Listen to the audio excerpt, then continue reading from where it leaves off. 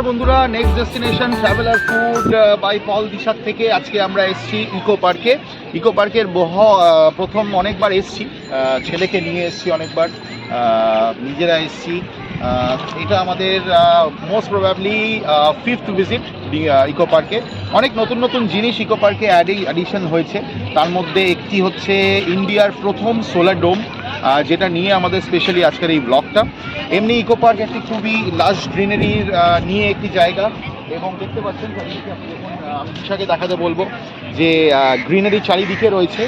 কলকাতার রোববার দিন উইকেন্ডে যদি আপনি বেরোতে চান, কলকাতার ইট কাঠ পাথর বালি সুরকি ধুলোর মধ্যে থেকে একটু দূরে নিউ টাউন রাজারহাটে এই ইকো পার্ক।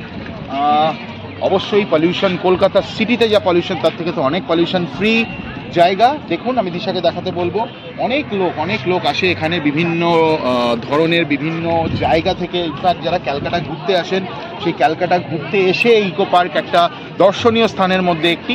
তো আমরাও আজকে এসেছি একটা রবিবারের বিকেলে বন্ধুদের নিয়ে, ফ্যামিলিকে নিয়ে আমি চলে এসেছি।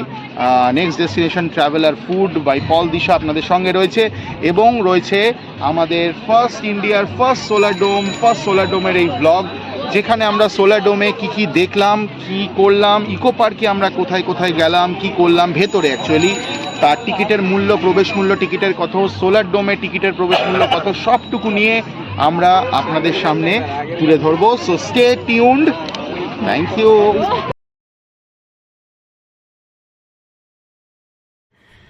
তো আমরা এসে পৌঁছলাম ঠিক বাংলার মিষ্টি হাব গেট নাম্বার 3 তে আমরা নামলাম। টিকিটের প্রাইস এবং টাইমিং আপনাদের স্ক্রিনে ফ্ল্যাশ করছে। 30 টাকা করে পার হেড টিকিট পড়েছিল। গেট নাম্বার 3 তে আমরা 1 to 6, 1 থেকে 6 নম্বর অব্দি গেট রয়েছে ইকো পার্কে। আমরা 3 নম্বরে নামলাম। এই দেখুন, এটা বাংলার মিষ্টি হাব। এই পার্কিংয়ে আপনার 50 টাকা লাগবে। 50 রুপিস নিয়েছিল ফর পার্কিং। এইটা ছিল 3 নম্বরে টিকিট দেখিয়ে ঢোকার জায়গা। আমরা চলে যাচ্ছিলাম, আমাদের গন্তব্য ছিল সোলার ডোম। জুনিয়র্সরা প্রচন্ড এক্সাইটেড ছিল, যার জন্য আমাদের ইকো পার্কে যাওয়া। তো সেই সোলার ডোমের দিকে আমরা আস্তে আস্তে এগিয়ে যাচ্ছিলাম। গেট নাম্বার 3 দিয়ে প্রবেশ করেছিলাম আমরা। দিনটা দেখুন, এখানে যাওয়ার সময় ইকো পার্কে বিভিন্ন জায়গায় অনেক ছোট ছোট ফুড হাবস আছে, যেখানে আপনি এনজয় করতে পারবেন। যদি আপনার খিদে পায় বা যদি আপনার একটু মনে হয় একটু রিফ্রেশ হবে, একটু স্ন্যাক্স খাবো, তো আপনি খেতে পারেন।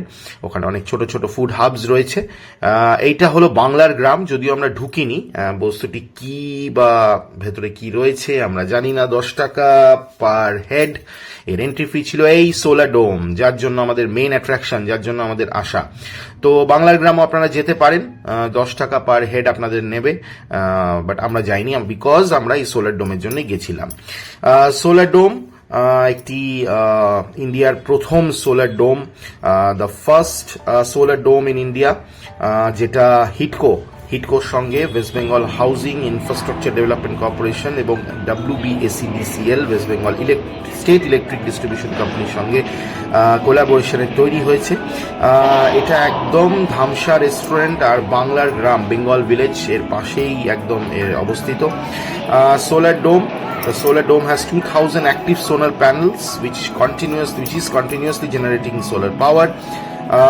এই সোলার ডোমে ইনফরমেশন পাবেন আপনি on various renewable energies like geothermal energies, tidal energy, wind, solar energy, information on rising sea level, global warming, climate change and how it is affecting the earth. দেখুন, এটা হচ্ছে সেই ইনফরমেশনস, বিভিন্ন history of energy, সেই 1690, 1830 কি কোন সময় কোন ব্যক্তিদের দ্বারা কি এনার্জি আবিষ্কার হয়েছিল, এর একটা হিস্ট্রি আপনি পাবেন। এটা আমরা বলবো আমাদের খুব ভালো লাগছিল, বাচ্চারা এক্সাইটেড ছিল। যারা এইগুলো সাবজেক্টসে ওদের যখন আসবে, ওরা আরও অনেক ইনফরমেশন আছে অ্যাবাউট এনার্জি, ওদের যখন সাবজেক্টে পড়ানো হবে তখন ওরা আরও বেশি ইন্টারেস্টিং হবে এটা। বাট ছোট খুদেরাও, মানে 5-6 বছর 7 বছর বয়স যাদের, তারাও ইন্টারেস্টেড হবে, কারণ ভেতরে ওদের যে এনার্জিটা, ওই এনার্জিটা এখানে যখন যাবে ওরা, তো এই ভেতরের এনার্জি এবং ওদের এনার্জি মিলিয়ে একটা দারুণ জিনিস ক্রিয়েট হবে, যেটা আপনাদের খুব ভালো লাগবে। এই সেই সোলার ডোমের রেপ্লিকা, কিরকম দেখতে, পুরো ডোমটা বাইরে থেকে ভেতর থেকে কিরকম দেখতে, সেটা একটা রেপ্লিকা ওনারা রেখেছেন সামনে। এটা দেখতেও বেশ ভালো লাগছিল। আপনি আইডিয়া পাবেন যে কোথায় কি জিনিস আছে বা রাখা আছে বা কোথায় কি জিনিস চলছে।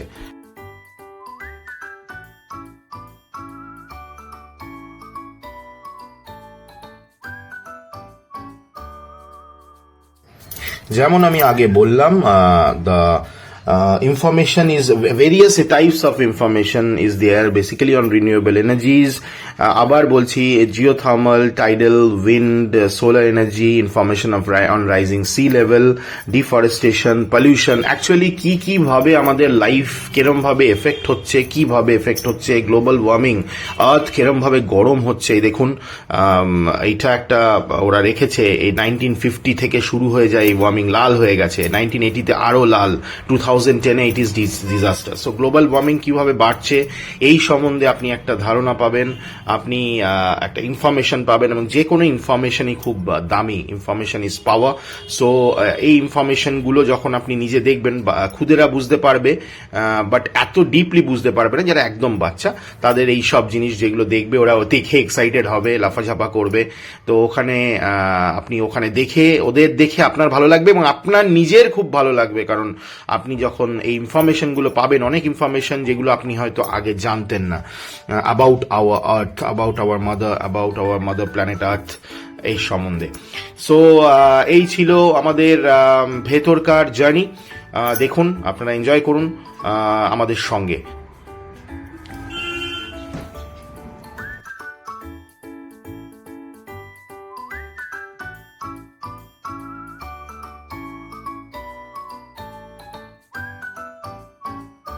Bengal Solar Dome is actually an addition to the list of solar energy spots of India.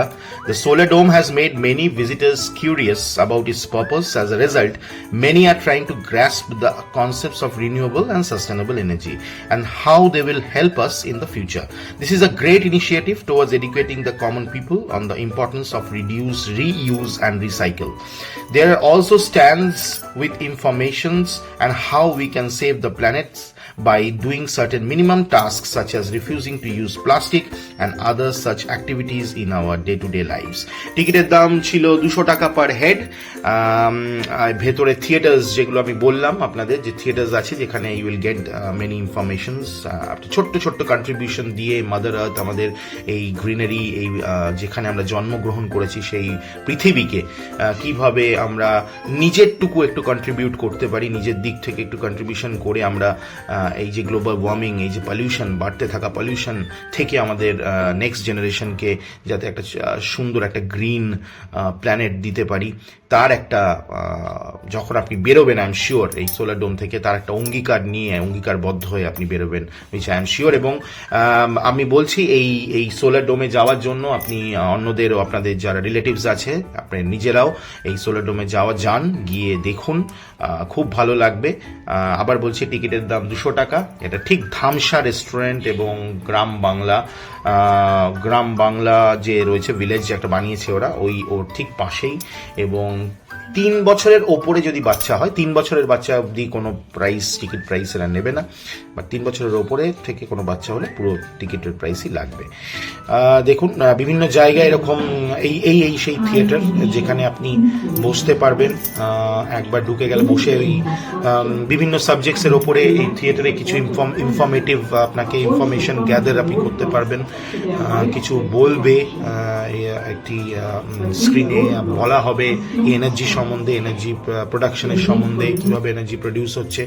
তো it's will be a excellent journey. যারা সায়েন্সের স্টুডেন্ট বেসিক্যালি, তাদের তো খুবই ভালো লাগবে, খুব ইন্টারেস্টিং লাগবে। এবং ওভারঅল যদি বলি, সবার জন্যই খুব ইনফরমেটিভ, কারণ খুব সিম্পল ভাবে এই জায়গাগুলোয় করা আছে। অনেক কিছু যেগুলো আমরা জানতাম না, সেগুলো খুব সিম্পল ভাবে এখানে ডিফাইন করা আছে এই ডোমের ভেতরে, ভালো লাগবে। তো আমি আবার বলবো, আপনাদের যারা চেনাশোনা আছে, আপনারা নিজেরা যান এবং লোককে ইনফরমেশন দিন about the solar dome, the first solar dome of India in our beloved city, the city of joy, Calcutta.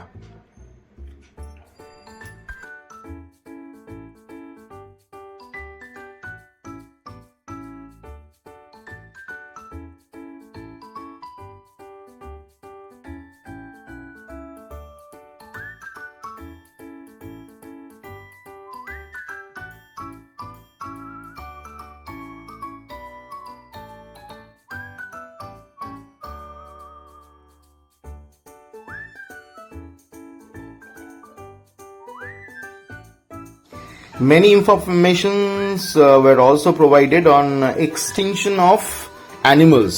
যে অ্যানিমালসরা আমাদের ওয়ার্ল্ডে মানে পৃথিবীতে ছিল একটা সময়, দেখুন এই অ্যানিমালস গুলো এখন এক্সটিংক্ট, তারা এখন আর আমাদের মধ্যে নেই ডিউ টু অল দিজ। আমরা জানি কিছু কিছু অ্যানিমালস যেগুলো আমাদের পাওয়া যায় না এখন, তারা এক সময় ছিল। তো due to this warming, global warming, অনেক কিছু, এই পৃথিবী যেরমভাবে পলিউটেড হচ্ছে, গ্লোবাল ওয়ার্মিং বাড়ছে, এর জন্য এরা আর আমাদের মধ্যে থাকছে না। সো এদের নিয়েও আমাদের অনেক মানে ইনফরমেশন আপনি পাবেন। যেমন দেখুন দ্য বারবারি লায়ন, এরা extinct. This is Bramble Cay melomys, একটি অ্যানিমাল, বাইরের কোনো একটি extinct. This is rare female Columbia basin pygmy rabbit, ছোট্ট পিগমি র্যাবিট নেই, এক্সটিংক্ট, পাওয়া যায় না, আর কেউ দেখতে পাবে না এদের। This is a bird the great auk, এরাও এক্সটিংক্ট, দেখতে পাওয়া যায় না। ডোডো পাখি, ডোডো পাখির নাম অনেকে শুনেছেন, একসময় পাওয়া যেত এখানে, আমাদের এখানে, কিন্তু এখন তারা এক্সটিংক্ট। দেখুন এইসব ছোট ছোট পাখি যেগুলো ছিল একসময়, ডিয়ার্স, হরিণ, এদের পাওয়া যায়। দেখুন কি সুন্দর দেখতে ছিল এরা, এদের কি সুন্দর একসময় এদের দেখতে ছিল, কিন্তু এখন আর তারা নেই। রাইনোসরাস, ওয়েস্টার্ন ব্ল্যাক রাইনোসরাস নেই, এক্সটিংক্ট। সো এরকম অনেক জিনিস আপনি জানতে পারবেন। এবং পার্সোনালি স্পিকিং, আমার এই জায়গাটা যখন আমি দেখছিলাম খুব খারাপই লাগছিল। এদের কি দোষ ছিল বলুন? সামহাউ ক্লাইমেট চেঞ্জে, সবকিছু চেঞ্জেসে এরা নিজেদের অ্যাডাপ্ট করতে পারেনি এবং এরা এক্সটিংক্ট হয়ে গেছে, চলে গেছে। ফকল্যান্ড আইল্যান্ড উলফ, এখানে বাঘ, বালি টাইগার, এটাও এক্সটিংক্ট। খুব খারাপ লাগবে, বাট আপনি ইনফরমেশনও পাবেন।